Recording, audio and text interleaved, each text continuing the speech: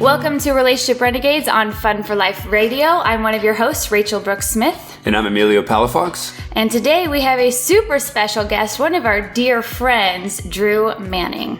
Absolutely. Thank you so much for joining us, Drew. Drew is the #1 keto diet expert. He's the #1 selling keto program, over 300,000 downloads. He's a New York Times best-selling author of Fit to Fat to Fit, and now, of course, Fit to Fat to 40. We'll be getting into that here shortly. And author of Complete Keto. He's a health and wellness coach. He's a father. He's a boyfriend, a great friend. We've had the pleasure of meeting Drew about a year and a half ago in Utah at a masquerade party. And it's just been really good to see him both personally, professionally, spiritually, just in his journey and everything that he's doing, and just being a light to the world with his gifts, talents, and strengths. So we're just super excited for this episode. And once again, Drew, thank you so much for your time and energy, and thanks for joining us here on Relationship Renegades. Thank you guys for having me. It's a pleasure to be here. I'm super excited for this. Yeah, this should be a really great episode because Drew has such an amazing story. I remember I met you kind of via Instagram first, and then when we connected, we had so many kind of similarities that I was like, oh, I can't wait to talk to this guy. And we ended up doing like an Instagram live together that, we just had this soul connection. And so Drew, I want to say thank you so much for being who you are in the world and showing up the way you do, because I think you're such an amazing, you embody so much, not just your shirt right now says empathy first. And I love that that's just not a slogan. That's actually what you embody. And I would love to ask you, just kick off the question, like why, Drew's wearing a shirt right now that says empathy first. Why empathy first?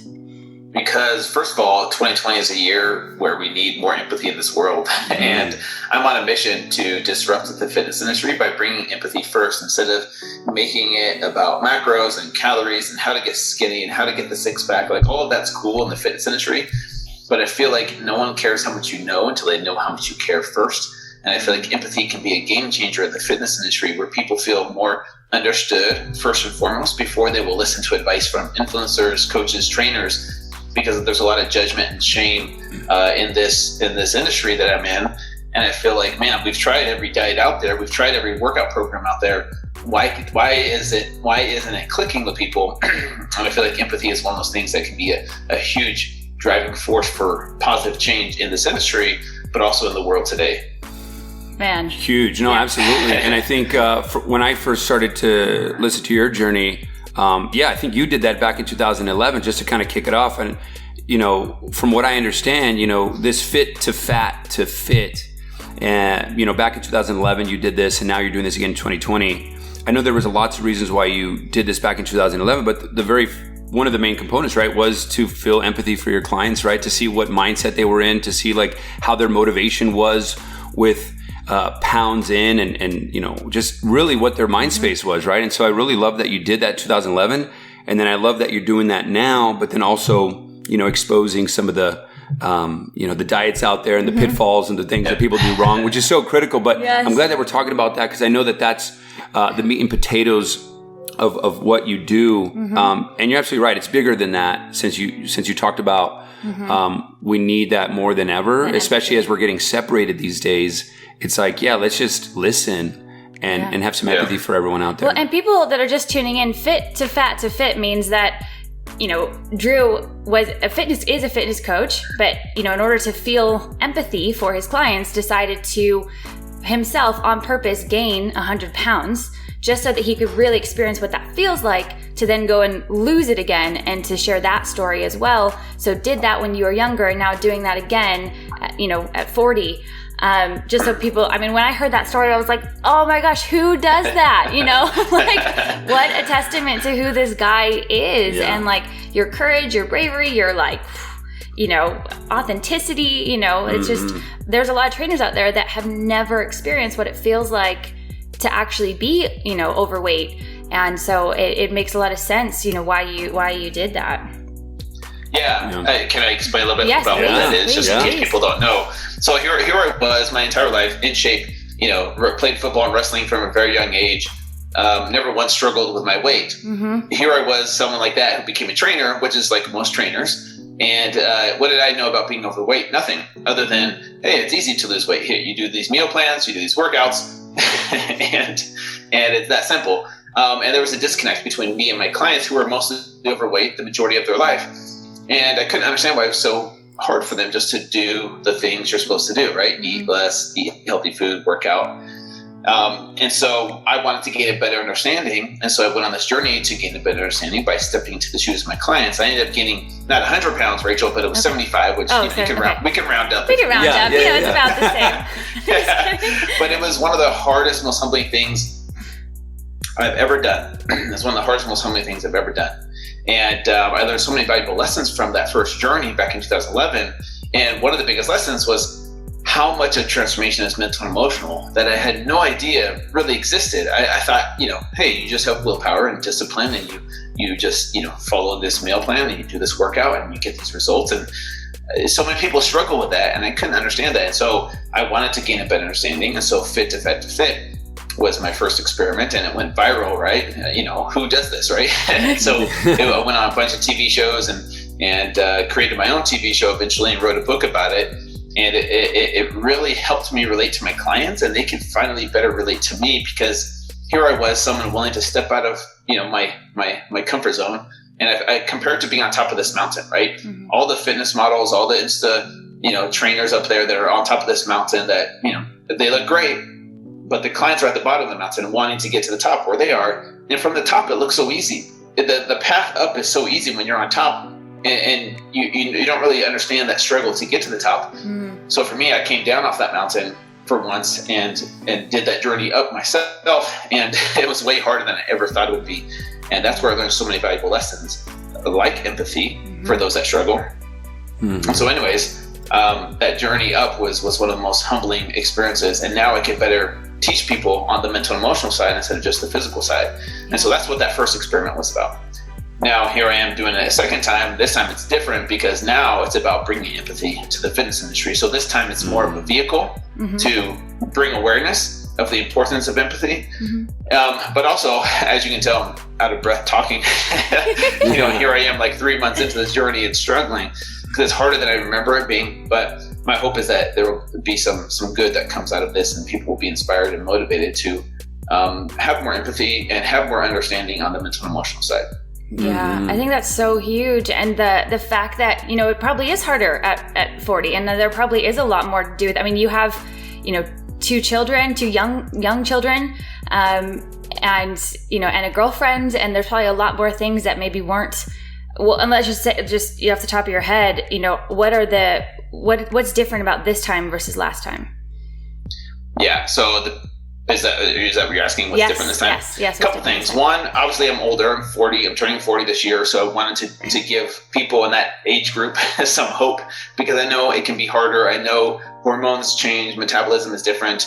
Life situations are different. And so I wanted to give that age group a little bit of hope, like say, hey, I'm going to get out of shape. I'm going to become very unhealthy. And guess what? January 4th of 2021, that first Monday, let's do this journey together. I'll hold your hand every step of the way. It's going to be hard for me. It's going to be hard for you. Why not do it together as a team? So instead of being a leader yelling at people from the top of the mountain, why not come down off the mountain and make that journey up with them? The second reason, like I said, is to bring empathy to this industry, to disrupt the industry a little bit. And 2020 is a year of radical change. Ever since the year started, there's been something off, right? So many crazy things happen, so many hard things. And I feel like empathy is something that this world needs now more than ever. And so I want to be a driving force for change, leading with empathy first. And so those are the 2 main reasons of why I'm doing it again and why it's different. And also, you mentioned the diets. I wanted to expose kind of the pitfalls and mistakes that people make on keto, paleo, vegan, and vegetarian, and show people how not to do them and actually gain weight doing them. But then also on the journey back to fit, educate people on how to do these diets, these popular diets, the healthy way. And so I'm on a mission to do that. I'm currently in the middle of it. Like I said, up almost 50 pounds, struggling to even breathe and talk. Yeah. But it's so hard. But it's all part of I feel like it's a calling, for me. I love that. Thanks for sharing that, brother. And I think, one of the things I want to tell our audience right now that we always reiterate on the show is that when we speak about relationship renegades, since we're on a relationship, radio show, it's not just the relationship, like with intimate relationships, right? It's really the relationship with yourself, the relationship with others, the relationship we have with the world, God, source, universe, whatever anybody wants to call it. And, you know, when it comes to us as beings, right? We're physical, mental, emotional, spiritual, energetic beings. And, you know, in whatever relationship we're in, you know, we are what we eat. We are what we repeatedly do, right? And I think in this kind of phase that you're in right now, it's also interesting and I think a great conversation to have with our audience about, you know, how we're able to show up for our loved ones, if you will, when we're healthy and fit and you know, et cetera, et cetera. And then also when we don't take care of our bodies, the mindsets that we have, all that kind of stuff, but like how we show up, right? With ourselves, you know, maybe what kind of self-talk we have, how we show up for others, how we show up for our loved ones, how we see the world. And so, you know, I can make assumptions all day long, but I'll just ask, right? Like, what are some of the top 3, top 5 things that you've noticed? And I'm sure you've noticed back in 2011, now, you know, at 40, we're coming up to 40. Yeah. How do you show up, you know, when you're healthy and fit and taking care of yourself, loving yourself? And even though you may be doing that now, obviously there's more challenges. How are you showing up now? What's going on? Like, can we talk through that? Yeah. 100%. This is another thing that I wanted to do this time around was make people more aware of the connections between our physical health and our mental health, emotional health, spiritual health, sexual health, even. Yeah. There's a huge connection that people don't really see, right?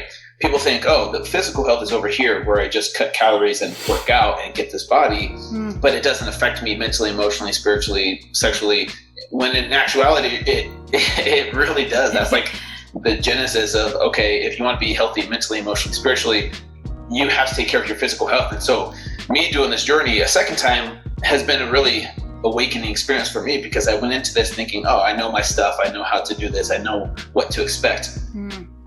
Man, it's so interesting because of our physical health, it all starts there. You know, how we sleep, you know, affects our hormones. If our hormones are off, our ability to handle stress is not the same. And so you're going throughout the day with brain fog, lethargy, you know, your patience isn't what it was before.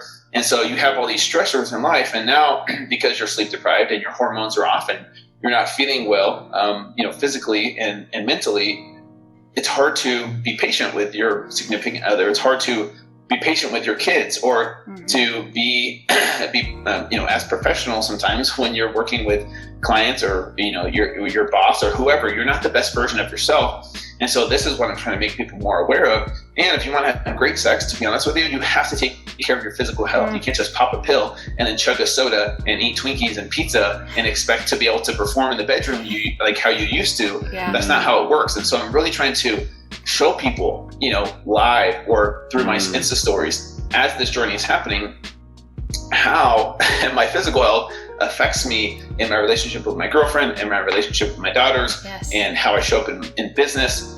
And it really is so connected. And that's what I'm trying to show people. And there's been so many aha moments for people because they reach out to me on Instagram and social media with, man, I had no idea that this type of lifestyle was affecting my sleep, was affecting my mood, which was affecting my marriage.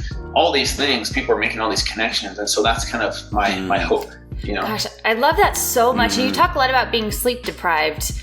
Where is that coming from? Is that just a choice that you're choosing to not get as much good sleep, or is it because of the way that you're eating and the weight gain that's causing sleep deprivation? Yeah, it's the cause of it mostly. If you track my data, which I track through my Whoop app, which tracks my HRV, my recovery, my sleep score, all of that. If you see my data before I started this journey, which is my baseline, very good, very healthy, all in the green, to, you know, the first month was like a huge crash course. Like it was just like from here, the top, or down to the bottom really quickly. And man, I was like a zombie. You know, if you ask my girlfriend, Julie, she'll tell you like, things changed, like for sure. I was more emotional, crying during commercials, upset, like, you know, just very, very reactive, you know, like not the same version of myself. And people don't understand that. But man, it even changed me, someone who is into meditation, someone who tries to be present every day and journal and do gratitude lists. Even with those tools that I have, it's way more powerful than that. You can't just meditate your way out of bad physical health. And that's something that's so true for me. Even though I'm doing this journey and I have all these tools at my disposal, it's still more powerful than that. And man, that's why I feel like I'm in such a rut sometimes, and I'm in a negative mindset. And it's just like, man, I'm not, this isn't really me. Like, this isn't me. And it's hard because I'm like, I still have 6 weeks left of this journey.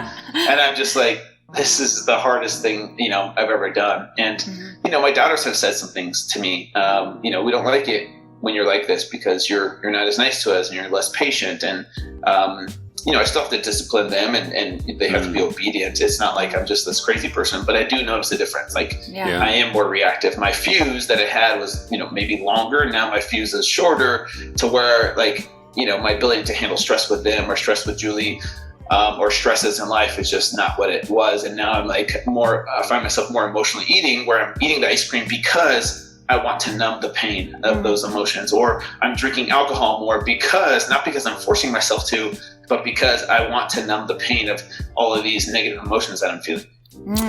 Man, so many things coming up for me right now. And thank you again for sharing that. One of the things that I love about you, Drew, especially just men out there, when I think we're on a kind of a mission to really impact, the masses in a great way, is, that vulnerability and how strong that is. And I can never stress that enough. And I'll always talk about that. And I think that's one of the many qualities that I really love about you.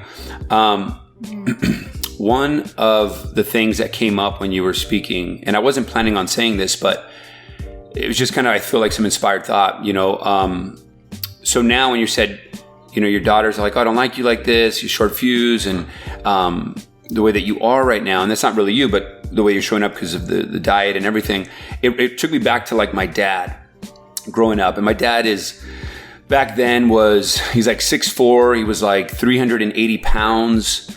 If not more, he had a lot of mental health issues. He grew up like with one of the worst childhoods, basically product of his environment, never had any help, support, and physically, mentally, emotionally, spiritually, just really off. And it showed, right? Like we lived in a domestic violence household, lots of verbal abuse all the time, sometimes physical.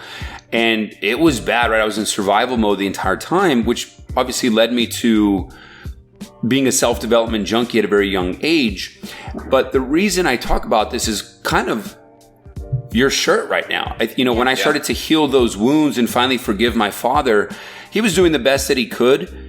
And I started to have empathy for him and compassion. Like, man, even though I hate you so much back then, not now, it was like, man, I can't imagine what he's going through. And through that, led me to forgiveness, led me to really forgive those wounds. And then obviously, healing those kind of inner child wounds, then I was actually free and I was able to actually show up better for myself, for others, for the world around us, for my relationships.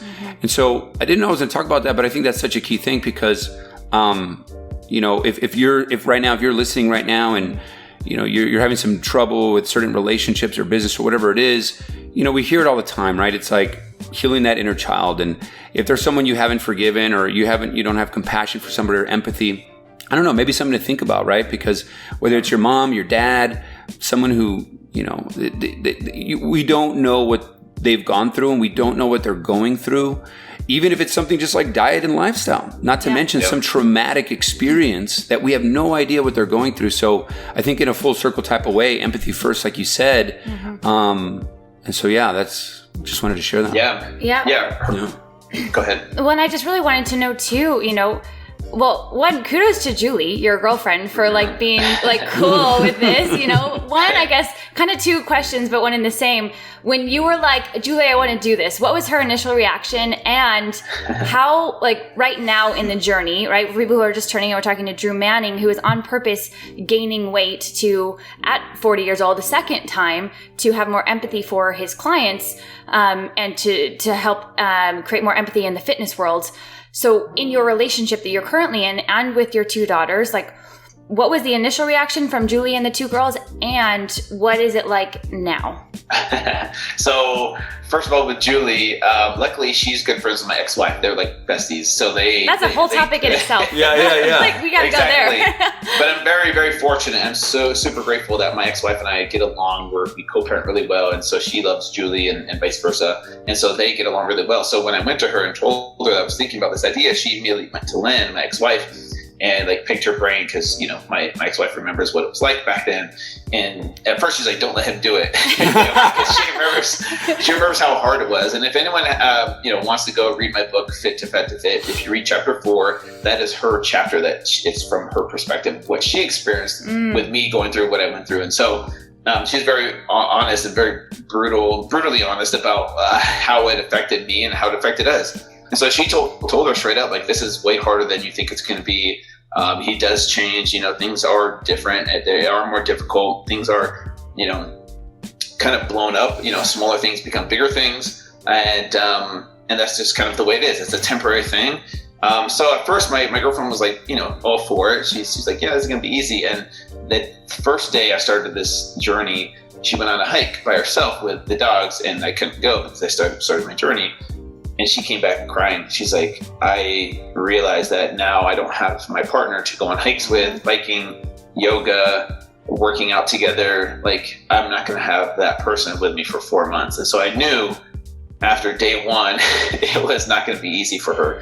And fast forward to here we are today with her 3 months in, we're having struggles. Like, I've been open about our relationship on my social media, about how we've broken up before, we've taken some breaks because it is too much. Like, it can be too much because here I am, a hormonal, emotional person, and she's kind of that way too. Like, her love style or her relationship style is an anxious relationship style. And I can't remember the name of the book, but anyways, yeah, that's her. And I'm more of an avoidant, and this kind of makes me more avoidant in this situation. So anyways, yeah, it's just those emotions are amplified during this journey. And so it's caused a lot of issues between us that usually would be small issues that we'd be able to peacefully move through. But now it's like, it's way harder than we both thought it would be on a relationship. And then as far as my daughters go, they're 9 and 11. When I first did this, there was like a newborn baby and a 2-year-old. And so it was different dynamics back then. And now that they're older, they're more aware. They obviously want to eat the food that I'm eating, but we found a balance of like limiting, like, okay, you can have a little bit, but you can't eat like daddy does, because one, look what it's doing to him, not just physically, physically, yes, it's making my belly grow, but also mentally, like I'm tired all the time. I'm, grumpier, if you will. And so they notice those changes. And my hope is that on the journey back to fit, they'll see the reverse of that, and they'll kind of see what healthy food does for me. And so my hope is that kind of sticks with them and is a learning lesson for them as they grow up and get older. Because I'm not the type of person that like forces them to eat a certain way. I'm not the type of person that says, hey, this food is good, this food is bad, this food is evil, stay away from that. Otherwise you'll it's poison, right? Like, I don't believe in that. So I do let them eat that food, but my hope is as they get older, they make healthier choices because of what they saw me go through, not just from a physical perspective, but emotionally as well. And so that's kind of where we're at today. Like, sometimes, my daughter's cried, like if she disobeys me or doesn't listen to me, and I kind of, put her in timeout, or she gets in trouble, she kind of blames it on the journey, which, yes, that's partly true, but also, I still have to be a dad. But it hurts me to see her hurt by it sometimes. And I'm like, man, I feel really bad. Like, I'm not meaning to be this mean parent, but sometimes, like, yes, I am less patient. And yeah, it's really hard. It's really hard this time around with having a girlfriend, and then also my daughters, being older. They're sensitive at this age. They're changing, and hormones are changing, in my oldest at least. And so it can be difficult. And it's like, man, am I going to be able to get through this? Is this really worth it? Sometimes I have those questions, I have those doubts. Yeah. So. I think that was my question. Do you ever ask, like, especially because you said, like, you and your girlfriend, who I know you love each other so much, and you said that you've had to have breakups or go on breaks because of this and your kids. Like, do you ever ask yourself, or what happens when you ask yourself, like, is this worth it?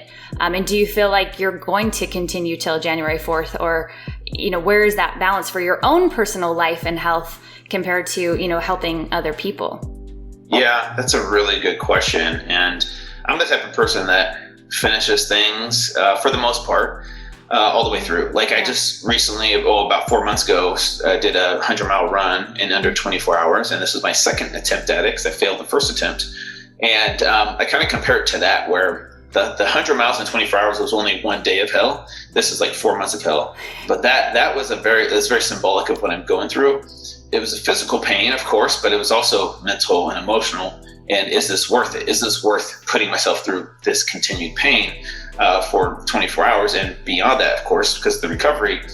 And, for me, it's worth it in the end because I think that everything happens for a greater good. And even though my girls see this negative side of me, my girlfriend sees this negative side of me, I feel like there's lessons in that. And I think sometimes you can make the choice of like, okay, life is happening to me or life is happening for me. And right now, my daughters don't have those tools just yet or fully understand that. But I feel like, one day, hopefully they will. They'll see that this happened for a reason and this is the reason versus this was stupid. Why did he do it? Because I feel like come January of 2021, when we all do that journey back to fit together, it's going to be so powerful. Me being in the position I am, I'll be able to help so many more people. And I feel like these things that I'm going through with my girlfriend and my daughters are all temporary. Like they will totally be changed come, January, February, March, and April. I'll be that version of myself. And I feel like they will understand that this temporary pain was worth it in the end.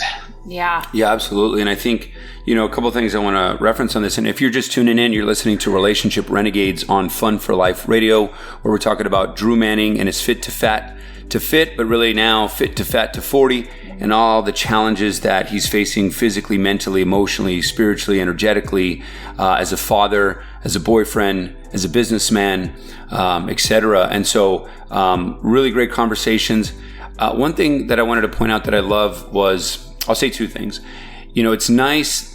Well, it's interesting that I think when people are in this state, not taking care of their body, physically, mentally, emotionally, or not living a healthy lifestyle, let's say, that what the visual that came to mind was like a huge building on fire and, trying to do a meditation or a quick fix or a pill or supplement or whatever. It was just like throwing like a bucket of water and being like, I got to throw a bucket of water, right? But it's like, no, but it was like, you're not going to it's really this foundational core. You are what you eat. What are you eating, right? You are what you hear. You are who you surround yourself with. All these things that are at the fundamental core.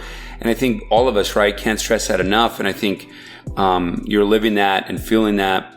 So, great conversations with that. But one thing that I wanted to kind of lead into with what you said is that I love the, it's not happening to you, it's happening for you mindset, which I think is so huge because I feel like whether it's in this category or any other category that someone may be suffering in right now, question that I have for you is, in your life, and this could be maybe what you're doing business, or it could be, more tailored to relationships, whatever comes up for you, but what would you say your, I want to say top three, but if it's just one, we can do one, but toughest challenge, right? And maybe let's just go a little deeper and like dark night of the soul, if you will. Yeah. Because I feel like, I always love to talk about this death of the old self, rebirth of the new self, if you will. And for the audience listening, when I say, I always talk about like false self and true self. False self being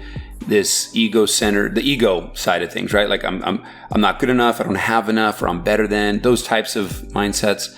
And then the true self being, what we always were, like when we were born, right? Before we started to get programmed, before we started to build characters and walls, like just this infinite being that we are. And so I think we constantly go through this journey of like letting go of the old, rebirth of the new. And I think sometimes a lot of that happens during like the dark night of the soul, right? Yeah. What was yours and how did you get through that? Sure. So this is where we're going to go deep. So, Yes. well, let me try and get through this as quickly as possible because I want this to be an hour-long episode, just this part. Yeah. So basically, and I have talked about this publicly just so people are aware if they want to go listen to my full story. I dive in deeper on episode 100 of my podcast. But basically, to summarize it, I grew up very similar to Rachel in a very strict religion upbringing. So my perception of my culture was like you had to be perfect in order to be accepted. And whether that's in my family, whether that's at church or just in general, also playing sports kind of played into that. Like, hey, you miss a tackle, 10 push-ups or whatever. Yes. Like you get shamed or yelled at. And so it was very similar in the culture of the church I grew up in. Was like, hey, if you sin, you can't take the bread and water that's passed around, and you have to sit there surrounded by all these people, and you feel like people are looking at you. And if you don't take the bread and water, which you're not supposed to if you are unworthy or have sins, it's very detrimental to a young kid that is so worried about what other people think of them when you're going through those teenage years of like, man, I don't want my mom and dad to see me not take it. Or what if the bishop sees me not take it? Like, I remember those days. I remember that so well. It's so scary as a teenage kid, and most people are like, oh, well, it's not that big a deal. Well, it is to a kid. When you're a little kid, you care so much about what other people think about you. And so I was scared to death to not take it. So I would take it, but then instantly feel all that guilt and shame because you're not supposed to, and you're supposed to feel that guilt and shame of your sins. So from a very young age, I learned, okay, for me, I would rather live with that hell inside of guilt and shame than have people think I'm a failure. And so I developed this self-defense mechanism to just lie about all my sins and keep them secret because I couldn't handle someone else finding out about my weaknesses. I had no one to talk to because if I went to my parents or my church leaders or whoever, there was some type of punishment involved, right? There was for me as a kid, that's what was my perception of some type of punishment that was just detrimental to me. So I was like, okay, I don't like to be punished. I don't like these punishments. So I'm just going to keep those things within and suppress them. All right, man up, don't show those emotions, pretend they don't exist, and just move forward with life. Man, that was such a horrible mindset to have as a kid, but it carried over into bigger things as I got older. And one of those things, which hopefully we can be very open and candid here, is the way I viewed pornography as a kid, because I grew up in the early 90s, 2000s when the internet came about, and so here I was, a normal teenage kid with hormones raging, and I was being taught by my religion that pornography is evil, it's sin, it's a sin next to murder. Any kind of sexual sin is a sin as serious as almost as serious as murder. And so I had this interesting dynamic in my head of like, okay, well, I like to look at it, like it's exciting, but it's also evil. And so therefore, if I look at it, I'm evil, I'm bad. And so of course I tried to not do it my entire childhood, but man, it's so freaking hard when you're exposed to it all the time. And it's this forbidden fruit where you're not supposed to do it, you're not supposed to look at it or touch it, but you want to touch it because of that dynamic of how forbidden it is. Like it's so forbidden, but it makes me almost desire it more because it's forbidden. Does that make sense? Absolutely. And so anyways, I went out throughout my life, like trying to hide that about me because society and culture, like that's so looked down upon and frowned upon. People are so disgusted by that. I'm like, yeah, that's disgusting. I don't do that. But in reality, hating myself because I had these sins, because I had these weaknesses that I didn't want people to know about, so I just suppressed them. And so I figured, okay, well, when I get married and I can have sex now, because that's the way the religion taught me, was like no sex till marriage, then that temptation will just go away. If I'm faithful and read my scriptures and pray, that will just go away, which it didn't. And so of course I hid it from my wife at the time, and that just kind of led to bigger and bigger lies. Where in 2009, I wouldn't say it led me to, but I was confronted with a situation where I had the opportunity to have an affair. And of course I never in a million years would have ever dreamed I would have an affair. I would cheat on my wife. I remember even before this I went off to a business trip where I was going to be gone for 6 weeks. The night before I left, my wife at the time had a dream that I had cheated on her. And she had dreams before that as well about that. And I was like, look, I would never do that to you. I promise. I swore to her. I looked her in the eye and promised that I would never, ever do that. And then boom, I'm by myself. And I did that. And I crossed that line. And so my response to that was hide it, suppress it, pretend it never happened. It'll go away. I'll live with this hell. I don't want to hurt her. So it's better for me to just live that hell than have her go through hell. And so I hid it from her for about a year. And then eventually, she found out about it and I was exposed, and it was like a huge, obviously you guys can imagine how devastating that would be for her. That was her biggest fear. And I was supposed to be this knight in shining armor for her that had no weaknesses, that had no mistakes. And so, man, that was probably the darkest night of my soul, where I was exposed and I hit rock bottom. And we tried to work through it. You know, we went to therapy and things like that. We stayed together for 5 years after that, actually. But it was never quite healed. And it wasn't until I saw this life coach who uses Byron Katie's work called The Work. I love her work. I love her work. It changed my life, because I met with her for the first time, and she was the first person, you know, even all the religion I was a part of before that, she was the first person to finally teach me to learn how to love myself. Does that make sense? So I never learned how to truly love myself. My philosophy was beat myself up, discipline myself more, so then therefore I won't sin. And if I can just beat myself up more when I sin, then I won't sin, which doesn't work. You know, it's like, it's stupid. It's stupid thinking about it now, but as a little boy playing sports, that's what I learned. And so I share that as well, by the way. For everyone listening, I absolutely share that same pattern, 100%. And now even hearing your story, it makes even more sense to me why I wanted to hide things or why I wasn't fully honest in relationships. And I talk about that a lot on other episodes, but continue on. I just wanted to say I empathize with you big time. Thank you. Thank you so much. And for me, it's taken me a long time to connect the dots of like, okay, why did these things happen? Because when you're in it, you're not really aware of it. Yeah. Now that I'm out of it, I can make the connections of like, okay, I see the patterns that developed as a little kid, which led me to hide, suppress, hate myself. And when you see yourself as a failure, you self-sabotage. You do failure-like things over and over again in other areas of your life. Yeah. And so for me, the affair was another way to just prove to myself that I was a failure. And I think so many people can relate to this, whether it's with food or diet or other areas in their life that they can't just quite figure out, why can't I do this thing? Yeah. And why do I keep self-sabotaging? And it happens to so many people. And until you can make those connections and have that awareness, that same cycle will be repeated. You have to rewire your brain and break that cycle. And so for me, that's eventually what I learned how to do.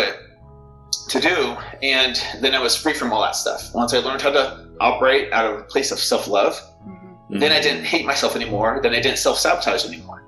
How did you get there? How did you get there? Like, I know obviously people can look into Byron Katie's work. Her work is incredible. It's absolutely changed my life as well. Same. But when you're going from a place of like, I never learned how to love myself. I in fact hated myself. What was the process of actually getting from hating to loving or even liking? Like you talked about the mountain earlier, right? Yeah. Like, so in the loving yourself, there's a trail up the mountain. What were some of those trails in addition to Byron Katie? Yeah, so the first initial step was the life coach doing Byron Katie's The Work. And then from there, it was learning or reading Brene Brown's books. The first one was Daring Greatly. I highly recommend that. If anyone's been through something similar that I went through, start with that book. Guilt and shame, learning how that works and how powerful those things are, and learning how to separate yourself from that is huge. After that, I would say things like meditation, being open to a meditative practice of some type. Positive affirmations on a daily basis consistently, just like you work out every single day, do positive affirmations every single day. From there, it was a gratitude list every single day as well, and journaling. And it was a combination of those things over years, listening to podcasts, other books as well, that really helped me kind of separate myself, as the observer of my thoughts rather than becoming my thoughts. Because if you get stuck in that loop of I am my thoughts and you see yourself as a failure, it's really hard to break free from that. But eventually these kinds of things help you become the observer and take a step back, and you can kind of see yourself almost as a movie playing out, and you can empathize with that little boy or that little girl that started from a very young age of these patterns developing. And you go through life and why you went down these paths and why you made these mistakes and why you did what you did, why you self-sabotaged. And then when you separate yourself like that and you become more aware of those things, now you don't have to blame yourself. You don't have to hate yourself. You can empathize with that little boy or that little girl and just know that you did the best you could. And now that you know better, you can do better because you're more in control of your thoughts and emotions versus your thoughts and emotions controlling you. And so, man, it took me years, just so you know, to get to that point of being able to connect the dots and be more self-aware. And then now that I am more self-aware, I can share my story with no guilt or no shame. I own my story, and I'm more in control now of my life because I know how to thoughtfully respond instead of just be reactive to things in life and just be a leaf blowing in the wind. Oh man, but it took me hitting rock bottom, and also it took me leaving my religion as well. So what happened was I went through that life coaching session and realized that we weren't meant to be together forever. The damage was already done. We couldn't repair it. And so I went through leaving my religion and my marriage around the same time, which are two huge things that were my identity. Those were the steps. I don't want to make it sound easy. Yeah. It was hell. It was hard. It took a long time to build myself back up and really discover who I really was without those things. Without marriage, without religion, who am I without that? Am I still this good person? Am I still a positive, moral person? Yeah, and yes, I rediscovered the best version of myself after that. Yeah. Gosh, there's so many things to dive into that, and I want to come back to that. I want to leave people on a little cliffhanger because we're going to do a break to do rapid fire questions. And if you want to continue this conversation, guys, stay tuned. We're going to jump into our first segment here. Yes, absolutely. So stay tuned. We'll be right back with rapid fire questions and then more of a deep dive into what went on with the breakup, with the affair, with the leaving the religion, with the leaving the marriage even. And so stay tuned. You're listening to Relationship Renegades on Fun for Life Radio. We'll be right back.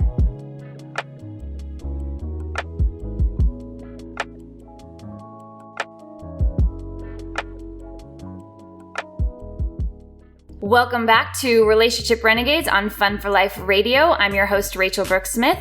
And this is Emilio Palafox. Your other host, and we're interviewing Drew Manning right now. This is such a fascinating conversation, but we're doing a quick break for rapid fire questions. Just get to know Drew Manning a little bit better in a fun way. So, Drew, are you ready for rapid fire?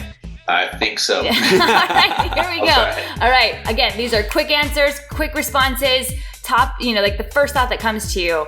All right, so number 1, what is the most delightful word you can think of? Ooh, delightful word. Yeah, delightful word. And you can't say delightful. I'm just kidding. The first word that pops up is excitement. I love that. Why excitement? Why? Yeah, why excitement? That was the first word that popped up, and I just like the excited kid feeling of like Christmas. Like it's very rare as adults to feel that, but when you do, it's powerful. As a kid, you feel it all the time. Yeah. But as an adult, it's hard to find that. But when you do, it's like, man, okay, there's my inner child. Yes. Yeah, I love that. I feel like it's like back when we were kids, we had so many firsts, and I think we've just had so many firsts. So it's like anytime that we can be not childish, but childlike in that aspect, and then we can have really fun in life. And I love that you brought that up. Yes. Yeah. All right, number 2. All right, Drew, numero 2. What is the first thing you notice about someone when you first meet? Their smile. How's my smile, Drew? Yeah. How's our smile? You guys are both like models, so so your smiles are great. All right. Number 3. If you were stranded on a tropical island, what 2 things would you want with you? Besides food and water, or what? Yeah, besides food and water. Yeah.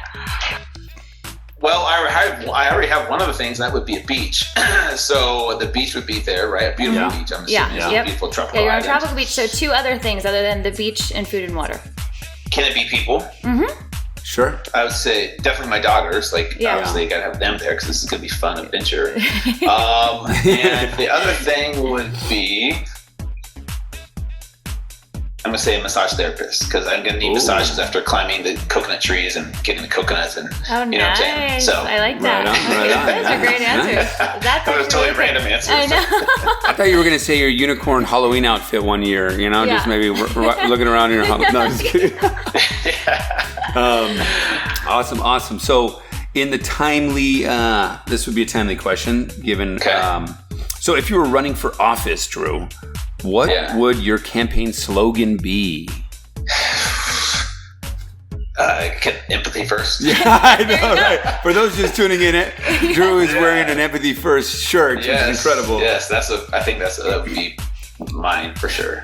Yeah, I love that. That's very fitting, and I think actually that would be a really great campaign slogan for sure for you, but also for anybody else out there that shares that belief. Because I agree that I think we need we all need a lot more empathy, and I think it would, if we had that, our whole world would be a lot more loving. Yeah, for sure. A lot more loving and a lot more connected. There's a lot of separation going on right now. So yeah. Yeah. And so real quick, normally we just ask 4, but because, you're big into the diet and lifestyle and all this kind of stuff. So I'm just curious for people to get to know you better. So if you're having a bad day, what is your favorite go-to meal? Both what's the unhealthy go-to meal, kind of like where you're at right now? And then what would be the go-to healthy meal? Yes. What would be those two? For sure. Right now, I'm kind of digging. So you take macaroni and cheese, right? Mm-hmm. And then you take cooked ground beef, and you mix those together. And that, if you want to gain weight, if anyone out there wants to gain weight, just do mac and cheese with ground beef with all the fat and grease in there as well. Yeah. That'll bulk you up for sure. Healthy food. That's a good one, man.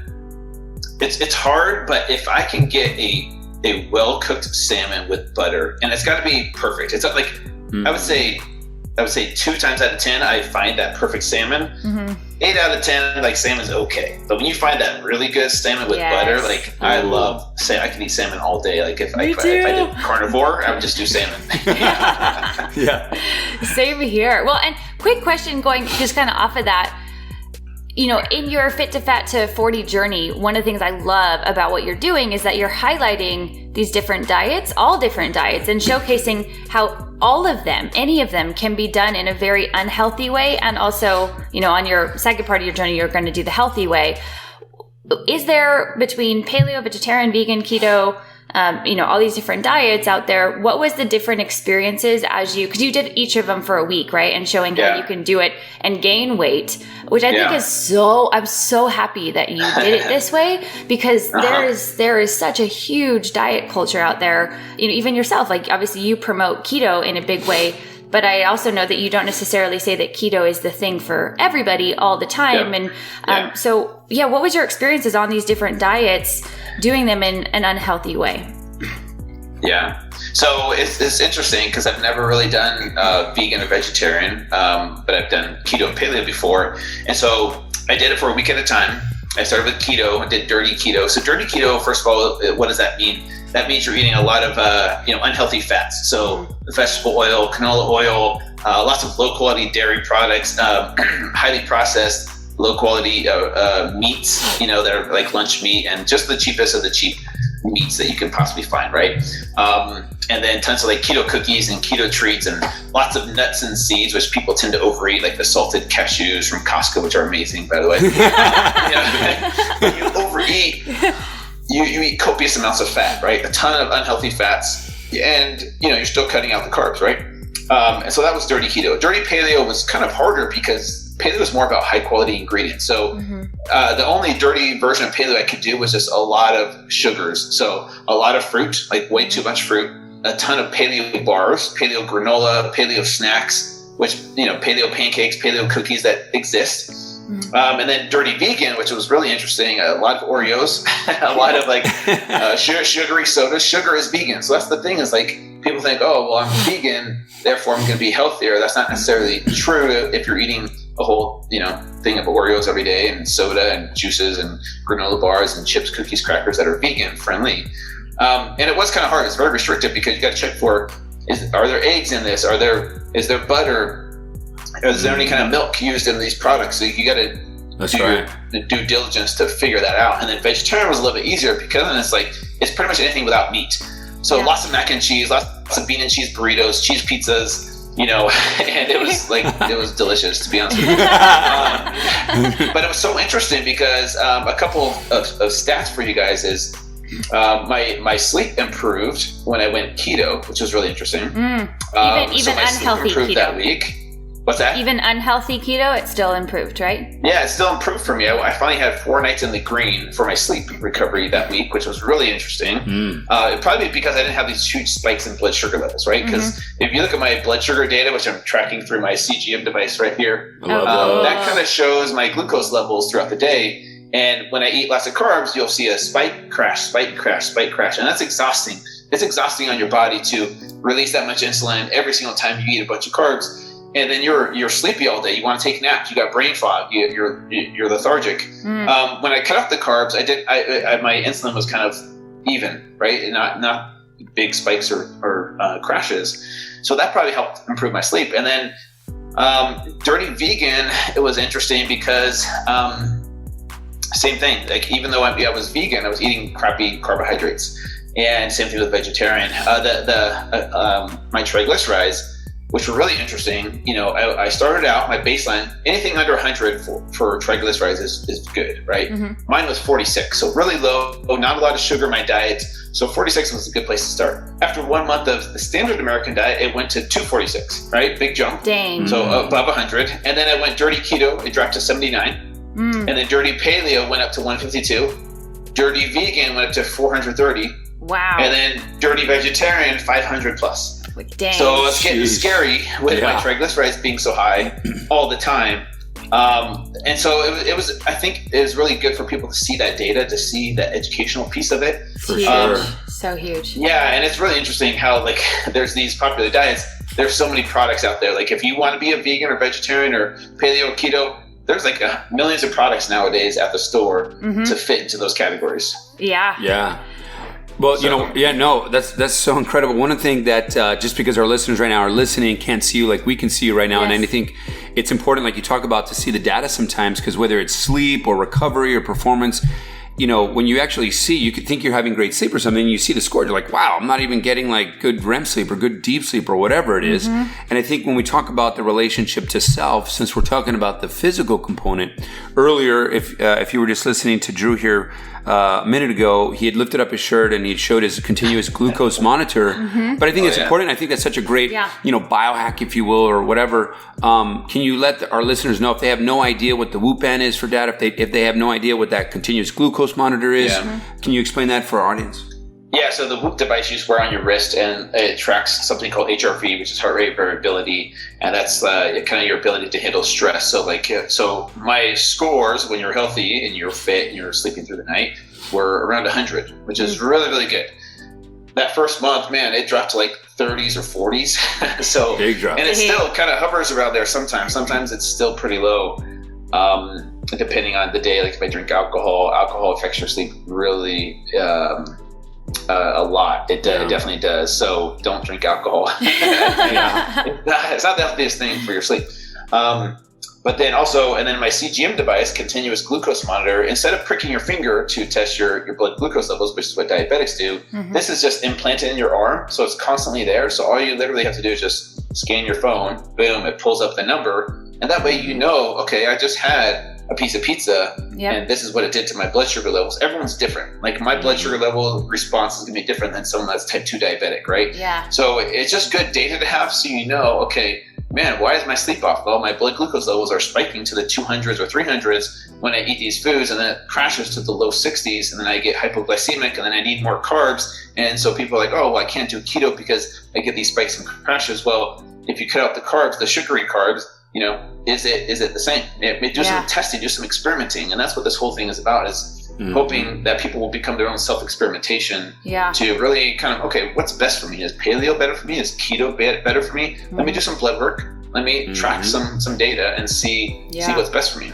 I love that you said that, because I'm really excited about this wave where we get more in a place of understanding that personalized nutrition is where it's at, based on our own genes, our own microbiome, our own everything. Because I've definitely tried probably all the different diets out there and I've had different experiences like you in all different ones. And it wasn't until I realized that why don't I just test my own microbiome, my own genetics, and work with a professional to help me understand what's best for my specific body. And especially for females out there, something that I learned recently that was so monumental is not even just what kind of diet, but what kind of diet depending on where you're at in your cycle, because your hormones fluctuate so much. And not just diet, but also workout choices. And for women listening, I've been really inspired by Alyssa Vitti's work. I don't know if you're familiar with her, but she's really incredible when it comes to understanding what changes in a female depending on your hormones, depending on where area you are in your cycle, and how food affects it, and how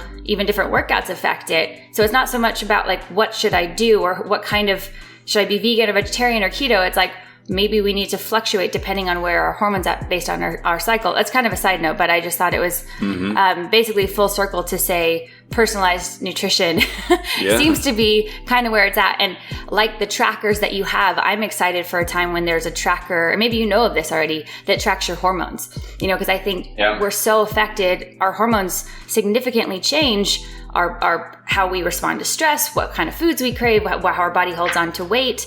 Do you know of anything like that? Well, here's the thing I've learned about hormones working with my doctor is like nothing, the hormones take time to change, right? Like, so like my testosterone isn't going, like if I'm like right now on my journey, it doesn't just change overnight, right? It takes a couple of months to lower or increase. So that's why I recommend getting your hormones checked on a regular basis, maybe once a quarter, to kind of see, okay, I've been doing keto for 3 months. How has that changed my hormones? Because some things take time to change inside your body. Glucose is different. That's instantaneous, right? That's like, okay, it goes up or down depending on what you eat. But that's what I'm saying is like, if you're getting your oil change in your car more often than you're getting your blood work done, you're probably going to have a problem at some point. You know what I'm saying? Because you don't know where those numbers are. You don't know how they're changing on a bi-yearly basis, at the very least. So that's what I recommend for people. I love that you said that. I love it. Before we go here shortly, if you guys are just tuning in, you're listening to Relationship Renegades on Fun for Life Radio, talking to Drew Manning. And, in a little bit, we're going to be asking Drew about one of his breakthrough moments. Could be recent, could be way in the past. He's already, dove deep on some real deep, dark night of the souls, but there could be another breakthrough. But before we go there, one thing I wanted to quickly transition into was friendships and connection to others. We were talking a lot about the connection to self, which is important because I think you talked about earlier about loving yourself finally. And what that can do, right? The people that you attract into your life at that point, when you really love yourself, then you're, vibing at a higher vibration, a higher frequency, and then you start to find those people, friendships, relationships, etc. And where I want to go with this is kind of when we first met. So a year and a half ago, I believe it was, we're at a masquerade party, and I knew a little bit about your journey. Right before we met, though, I'd seen kind of your episode of the deep dark night of the soul, and anyway. Not going there, but really this idea, I think with you and with other men, with other friendships, there's this one thing that I really appreciate and that I look forward to in life is when you meet friends that immediately you feel like, oh man, it feels like a lifelong lost friend or just like a soul connection, or you're like, oh man, this person is just like incredible. There's like just good vibrations happening, right? And I think, my hope for the masses is that people find that. And because I feel like the masses right now, I think people have a hard time finding friends, sustaining friends, building a tribe, if you will, a community. I feel like people don't feel comfortable with their own skin to like, how do I make friends? And how do I do that at this age? And, and so within that kind of conversation, I feel like I love when I meet someone and there's just like a connection, but I feel like there's a reason why there's an immediate connection. And so this is not a direct question. I just kind of like want to like loosely talk about this. Like, what do you think that is? Like, and maybe you think differently, but like, I feel like with you, I'm like, man, like Drew's like my bro. And like, we don't, I just feel like, man, I just feel like, oh, you're like, my kind of peeps. And like, we vibe in that way, for lack of a better word. And, one, what do you think that is? Two, what do you think that is? And two, how can our audience, if they're looking for deep connection, deep friendships, how would you let them know? How would they cultivate that? Yeah, there's the saying, your vibe attracts your tribe. And that's something that's so true. The vibe you put off, the energy you put off attracts like-minded people. And so I feel like you really don't need to go out of your way too much to find like-minded people. Like, hey, are you into the X, Y, or Z? Okay, cool. Let's be friends. It's like you'll naturally attract those like-minded people in your life if you're putting off that vibe. You know what I'm saying? So like the reason we vibe so much is because I think we both live that high vibration life, where it just naturally attracts each other at some point, whether you guys live in California or, I'm here in Utah at some point, or paths are going to cross, and you're going to build those connections throughout life as you continue to upgrade and evolve and raise your vibration, I think. And so that's kind of what I've learned over the years. It's like your vibe really attracts your tribe. So, but it starts with you, right? Yeah. You don't go out there and find those people first until you emulate that first within. And so that's kind of what I've learned since my big breakthrough, my rock bottom moment. Yes. And that's how I've been able to build my tribe, is by putting out those vibes, and then boom, it just naturally attracts those same people. Yeah. One of my favorite quotes is, be careful what you choose to believe, because what you choose to believe becomes who you are, and who you attract who you are. So there was a point in time when I had a really hard time making great friends, but I had to own the truth that, like, maybe that was because I wasn't being a good friend, because I wasn't showing up, because I wasn't going to things I got invited to because I was too busy, or I was hiding truths, or I didn't know who I even fully was yet. I hadn't found that self-love that, we had talked about previously, or done the work. And so if anybody's listening being like, man, I just have a hard time meeting great people, like Drew said, I think start with the person in the mirror. Like, do you like the company that you keep? Do you like the person that you're with all the time, which is you? And I think until you start to really, it's the process of finding and starting to love being around you, your own self and your own company, then all of a sudden I think because you're more comfortable in your skin, because you start going to things that actually light you up, whether that's you hang out at certain places that you love and like to do, and therefore you're just going to start to meet those people because they're also going to be at those places, and you're going to be able to, I don't know, all these different things. If someone's like, gosh, but I don't even know where to start. I'm sitting here, I'm lonely. I don't feel like I have good connections. I don't necessarily, I'm trying to love myself. I'm trying to meditate. I'm trying to eat better. Like what are some like free and or paid for things that they could kind of start with? Yeah, social media is a beautiful place to start, to be honest with you. Start posting memes that connect with you. Start posting music, that vibe that is helping you. Post your books that you're reading, your podcasts that you're listening to. Put it out there into the universe, whoever your followers are, and you'll see who your tribe is. You'll also get rid of friends that maybe don't like what you're posting, and that maybe it's time for a new set of friends. And that's why I think one of the easiest ways to find out who's vibing with you is use social media to put out there what is enlightening you these days. What do you feel connected to? Yeah. And I think that's one of the beautiful things. That's it. It's free, put it out there. Because I love the people I follow. I'm like, oh man, that person's reading, like Tim Ferriss, like, oh, he's reading that book. Let me dive into that, see if that vibes with me. And then boom, sometimes it does. And then I share it with my audience. People are like, oh, that's a great book. And so I would say that's one of the easiest, simplest ways to do that.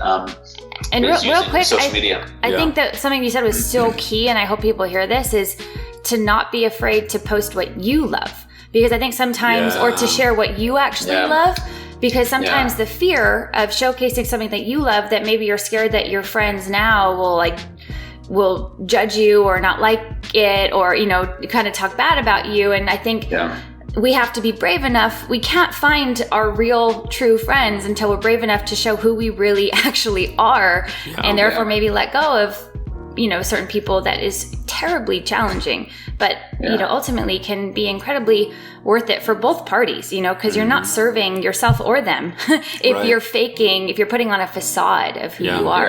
And we have actually a sign in our guest bathroom in our house, and I may chop up this quote, but it's essentially this. It's like, don't like pretend to be someone so that people will like you. It's like, be yourself and the right people will love you, or something like that. And it's just like, really and I feel like that's a great conversation to have, where I think a lot of people are wearing those masks, are kind of just like pretending to be someone who their mom wants them to be, or their dad wants them to be, or their loved one wants them to be, or what society wants them to be. And I think we're in a stage right now where people are like just sick and tired of being sick and tired. And it's like, how the heck do I just be my true, authentic self? And I really want to get into this conversation, but let's go ahead and take a quick break. We're going to be tuning in with Drew Manning in his Renegade moment, a breakthrough moment. So if you're just tuning in, you're listening to Relationship Renegades on Fun for Life Radio. Stay tuned.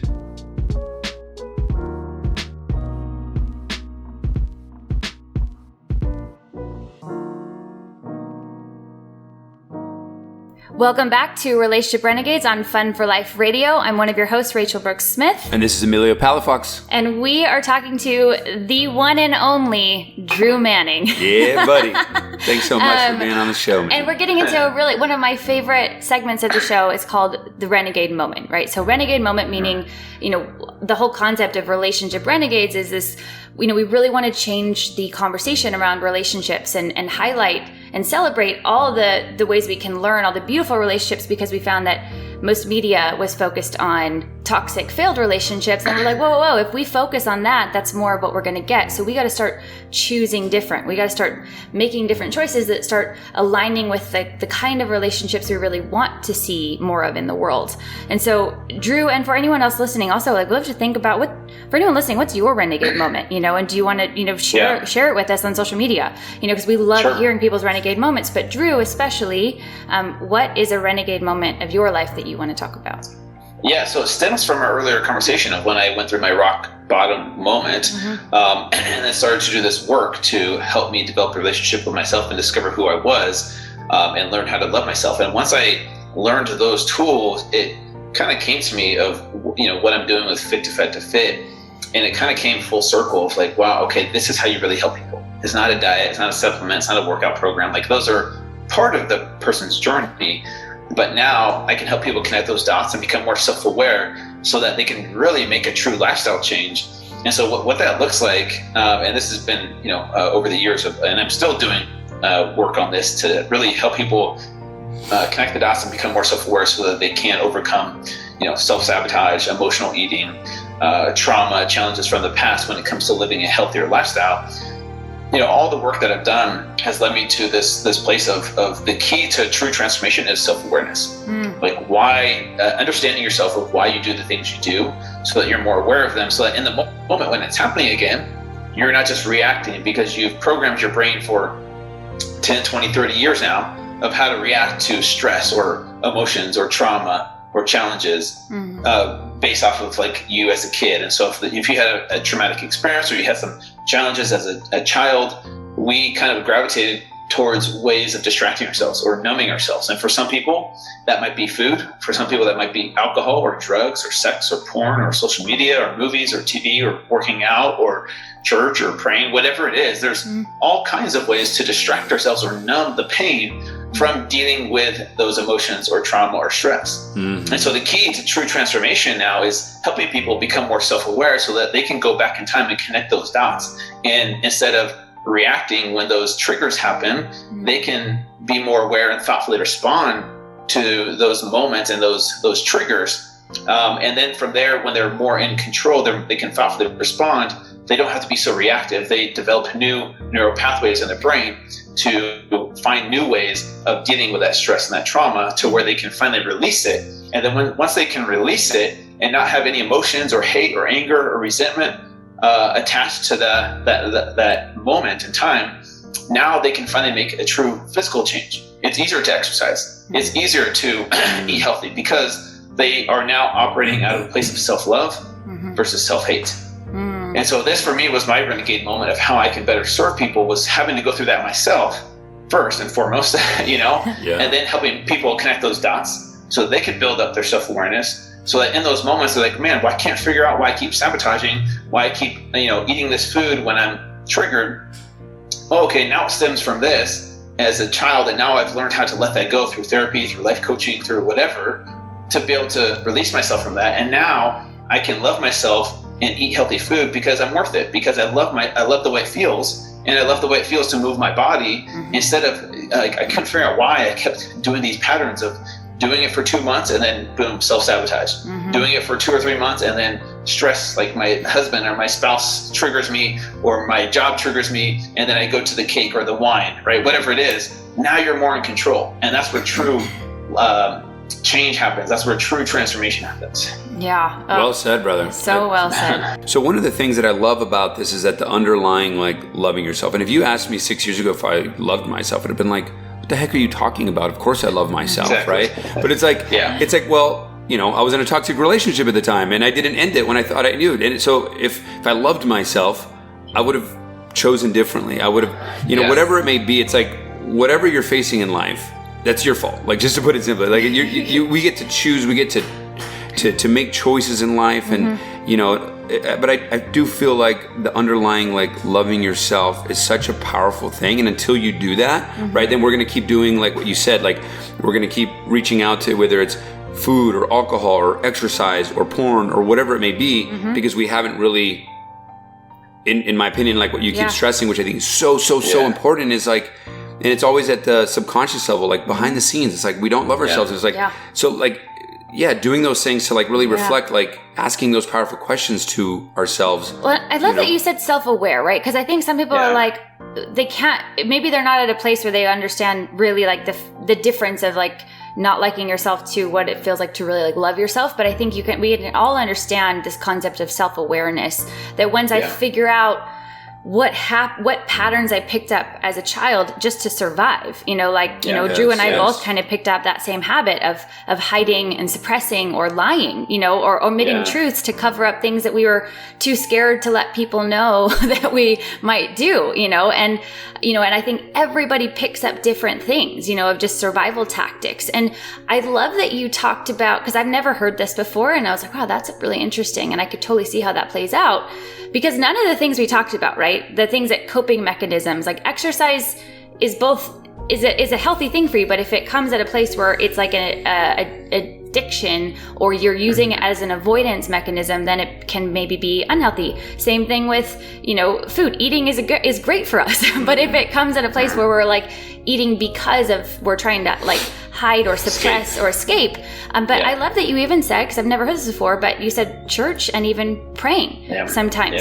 So can you dive into that a little bit of what you mean by that?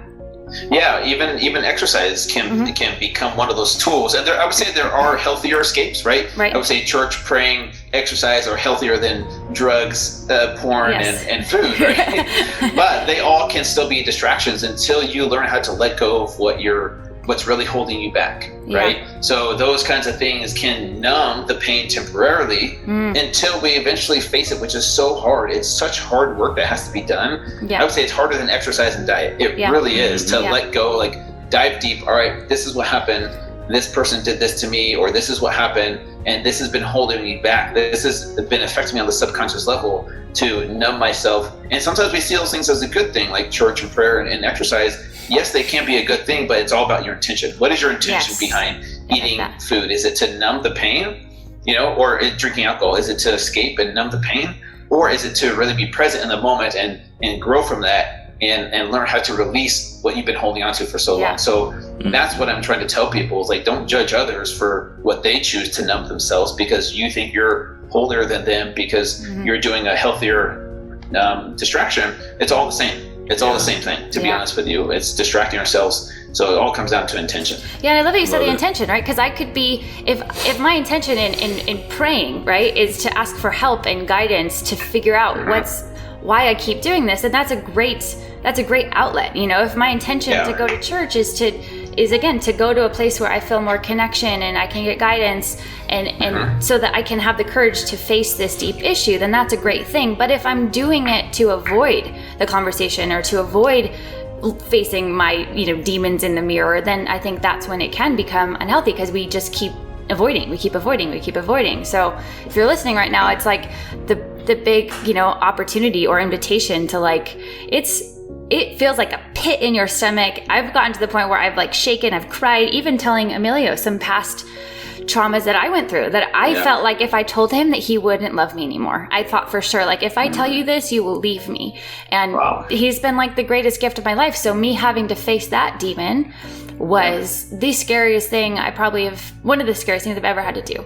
And guess what? When I finally owned up to it, even though I was shaking and crying and felt like I was going to vomit because I was so scared, he looked me in the eyes and was like, I'm so happy you told me, like, and just held me and let me cry. And he was like, I love you even more now. I feel like we can be even more connected. And, you know, I know that must have been one of the hardest things you ever had to go through. And anyways, it was just this. And in that moment, I was able to recalibrate everything, right? So all of a sudden, I had to build up enough trust to actually tell him, and then the way that he responded and the work he had been doing on himself allowed him to respond in a way that wasn't reactionary. It was a real response. So anyways, I just wanted to share that to anybody struggling or being like, how do I do this work? How do I face these demons? And a lot of it is asking for help or doing the brave thing or telling the honest, hard truth. Like, it's not easy for Drew to get on here, or probably wasn't easy, and talk about how he had an affair or how he cheated or how he dealt with pornography. Like, that's not easy to do, and most people don't have the courage or the strength to do that. And so I think vulnerability is the strong, a lot of times I think sexiest thing to do. Like, when men and or women are vulnerable, I think it is the most beautiful, strong thing. It's not weak. It is the harder, stronger thing to do. Yeah, that's why I have it tattooed right here. What does that say? Is it vulnerability is strength? That's powerful. Yeah. Well, just give a it reminder. No, so true. And I think I'm so glad that both of you guys are talking about this right now, because I think people are waking up right now in this time that we're living in. They're shifting to hopefully embody what we're talking about. But I think it's so true. Like, when I do men's work or shadow work with a lot of men's, like I just came back from a week retreat last week in Arizona. But it's like every time a man or even a woman, like you did, love, we go on these like warrior retreats sometimes and these warrior weekends, but it's not a warrior like you're going to show up with your samurai sword and go to war and battle with someone. It's really going to battle for yourself, cutting yourself, if you will, not literally, figuratively, to tell on yourself, to share all that. And when men do that in big circles, in closed containers, there's a question asked, like, who trusts and loves this man even more now? And every hand in the room lifts her up. Because, when we hide and deny and suppress all this kind of stuff, or we don't show who we really are, or the lies we've said or whatever, there's not a lot of trust. And I think we need so much trust these days. And it's like, when you raise your hand and say, I did this and I'm not proud of it, but not only do people trust you more and love you more, the right people will, but then obviously, like you've been saying throughout this entire thing, it allows you to level up, get more high vibe, become the man that you are, become the woman that you are, and to be free, liberated, to obviously, live a more full life, live in mission and all that. So incredible things. And I have to ask this question real quick, because it kind of full circle back, because I know we're wrapping up this episode soon. For anybody else out there who, like you told in the past that you did have an affair and you did, to own that, and you spent 5 years after in therapy working on your marriage. Yeah. For anybody that's in a place where they're really, really struggling in their relationship, and they have maybe stories from religion or parents or all the different things that might come up of like, am I a failure if this relationship fails, or is this even a failure, just all the things that went on your mind, because I can't imagine how hard that would have been. Like, what helped you, and what advice would you give to people that might be going through something similar? Yeah, just first of all, the first advice I would say is like it does get better eventually. Just have faith that there is a light at the end of the tunnel. There doesn't seem like it. There will be, but I think the best place to get started would be getting an outside perspective of, when I grew up in the church, I had certain tools available to me: scriptures, prayer, temple, church leaders, like all these tools in my tool belt. But now, once I open up to outside tools outside of that place, now I could see things through a new lens. So it's all about shifting your perception. So books, podcasts, therapy, life coaching, talking with friends or family, being open about it, really helped to rewire my brain to see my situation through a new lens. And then once you see things through a new perspective, that's where you start to make progress. That's where you can be like, oh, there's the light at the end of the tunnel now. Now I can move towards that, because now I have these new tools which shifted my perception of this situation and myself. And so that's where I would recommend getting started. Maybe for the last question you guys have, I could list some of those specific books that I think would be good for people. Amazing. Well, we'll do that right now, guys. You're listening to Relationship Renegades on Fun for Life Radio. We're about to jump into our last segment, Favorite Finds with Drew Manning. Yeah, so let's start with some books. So like I mentioned, Daring Greatly by Brene Brown. I highly recommend every man or woman understand that, guilt and shame. And then from there, Loving What Is by Byron Katie. That's a really good book to understand the work and how it works. The Four Agreements, every human should read that to understand how everything starts with our relationship with ourselves. Everything is a mirror of how we see ourselves. So hate, judgment, all that stuff starts with ourselves. So you might think you hate other people, but it's really you have to look within. Yeah. What do you hate about yourself? Hurt people. And then from there, Ego is the Enemy is another good one by Ryan Holiday, and Obstacle is the Way. Yeah. And those are just a few that I would say have been my favorite finds over the years that have really shaped my new reality to where I can see myself. I can look back at my situation. I don't have to feel guilt or shame or blame or hate or resentment towards God, myself, my parents, my culture. Like, I hold on to zero resentment towards any of that. I've been able to let go of that completely because of these books and because of the life coaching that I've received and therapy I've received that have really helped me move past all that. Man, I love that. Some of those books are so incredible. Very powerful. Very much so. Yeah. A lot of the ones that have also, I second that favorite find, because those are also a lot of my favorite find as well. Yeah. And a recent one too that I just have to share is Matthew McConaughey's new book. I think is so good. Like the perspective that he talks about, which is a lot about what we're talking about right now, that if we're open to it, that even the red lights in our life or even the yellow lights become the green lights, and that's so true in your story as well. Like those red lights that were the rock bottom moments, or the yellow lights even where things are on pause, maybe even where you are right now. Like you're kind of in like this yellow light maybe, and that as soon as that when January comes, you'll be in this massive green light where you're going to be able to impact so many more people's lives because of your courage and your bravery, your vulnerability, your authenticity. Yeah. It's really beautiful. Yeah, and as we wrap this up, we of course want to let people know where they can find you. Yes. But just first and foremost, Drew, you're a good friend of us, but you're such a light in the world. Thank you for everything that you've been through. Thank you for the journey that you're on right now. It's extremely hard. You got one more month, right? Or maybe 6 more weeks or something like that. And so all power to you, brother. And just thank you for being you. Thank you for showing up as authentically you, so that by doing that, you can allow other people to shine. And so it's been a great pleasure to have you on the show, brother. Thank you so much. Yes. But where can people find you, brother? Yeah, so super simple. All my social media handles are fat number 2 fit.